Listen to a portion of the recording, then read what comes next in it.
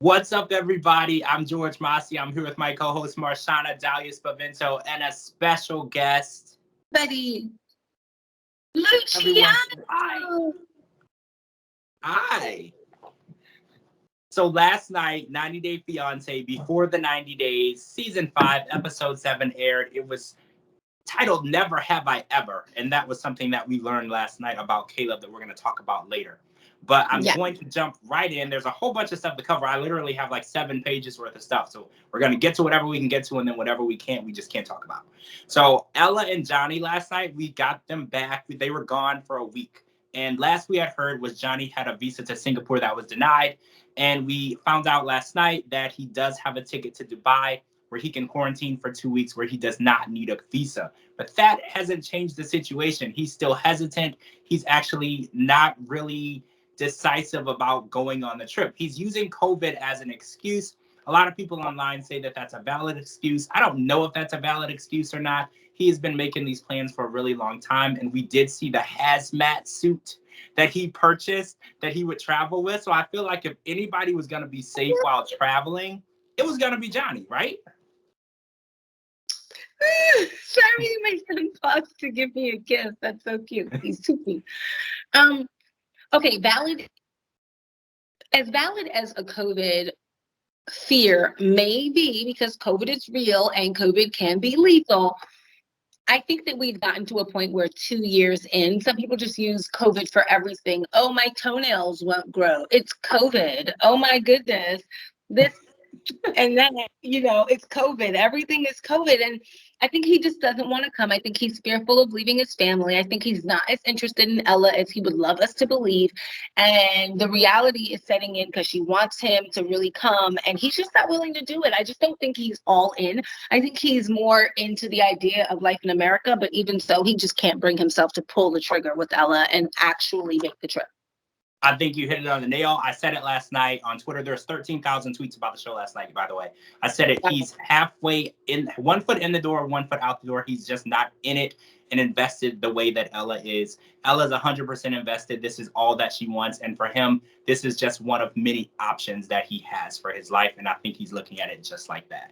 So let's talk about Kim and Soulja Boy. So now that the music video has been filmed, they are spending time together. And the more time that I see them spend together, Usman is treating her like a friend. He even dabbed her up at the end of their day, the night that they went out. And I'm just really trying to understand, because he's like, oh, well, I want to make sure that we get to know each other. Whenever she tries to get to know him, he shoves her away. He's not interested in getting to know her on a personal level.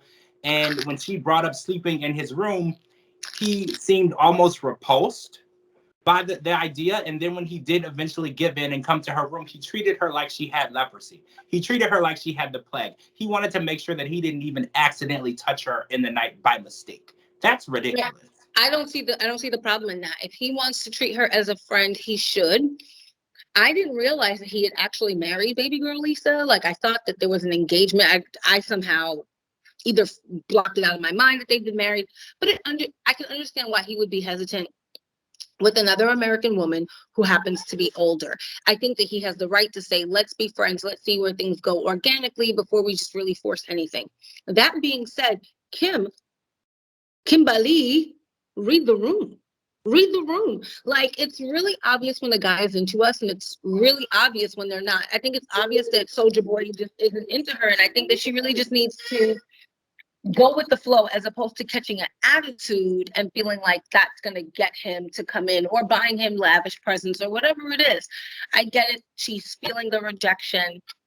I think we're all feeling the rejection by proxy, just watching this play out on screen. But Kimberly, you deserve so much more. Usman is almost a professional at pulling American women into his grasp. And I just feel like, you know what, it's as painful as it may be, this is like the blessing in disguise that things are not going the way you want them. Because, not to be funny, if you got what you wanted, it wouldn't be good for you. I don't see Usman as being good for you. And that's no shade to you, Usman. Do what you gotta do, but not with Kimberly. I think she's such a sweethearted person, and she deserves more. I agree.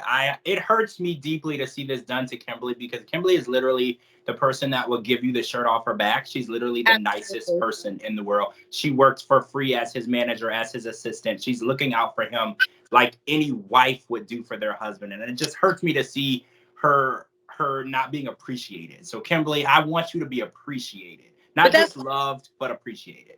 Don't treat people you're dating like boyfriends, and don't treat boyfriends like husbands. There's always levels to this.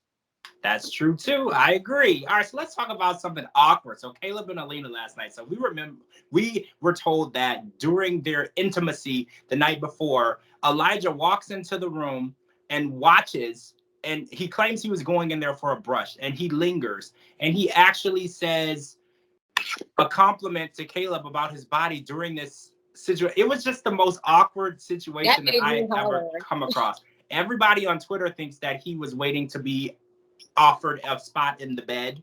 I think that's the cleanest way that I can say that. He was waiting to be invited. And I don't know that, but right. And I don't know where they do that as best friends, but I don't do that with my friends, and that's just super odd. And it was almost 2 a.m, and he's in the room looking for a brush to do his hair. It's just very odd.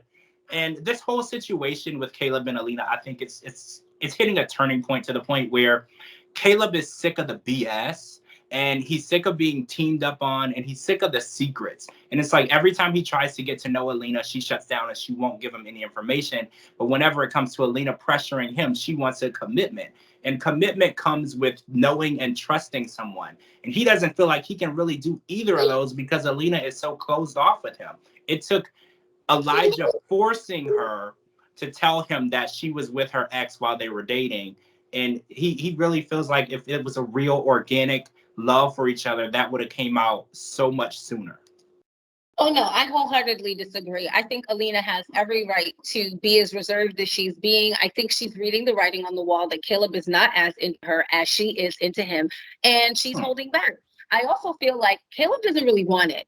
I think when he met Alina and the reality of her height, her size, her situation, that he's like, I bit off more than I can chew. I was talking a good game for 13 years, but I cannot walk this out. I cannot do all that she needs in a relationship. And I think that he's just looking for an out. And Elijah kind of like letting the cat out of the bag, or forcing Alina to let the cat out of the bag last night, was just like, boom, I've got my out. I can leave now. And I just don't think that he really genuinely has ever really wanted to be with her. I mean, again, in theory, but now that he's walking it out, it's just not it for him. Really? Okay, so when we found out last night that he's been with over 100 women, so this might actually support your theory.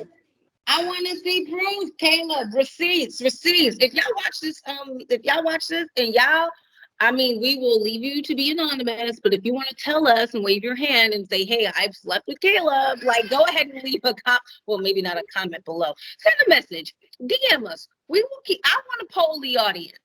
I'm here to debate these numbers.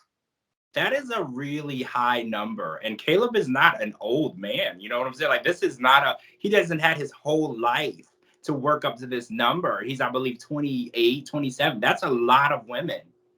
And halfway, I can halfway believe it. I'm not saying he's a whole liar. I can halfway believe it. He was raised in a very, very conservative, very Christian, very, very, very ultra conservative Christian environment. Those people, when they do branch out from that, tend to go nuts, especially sexually, because we all know how religions tend to suppress sexuality. So, hey, listen, I'm not saying that it's impossible.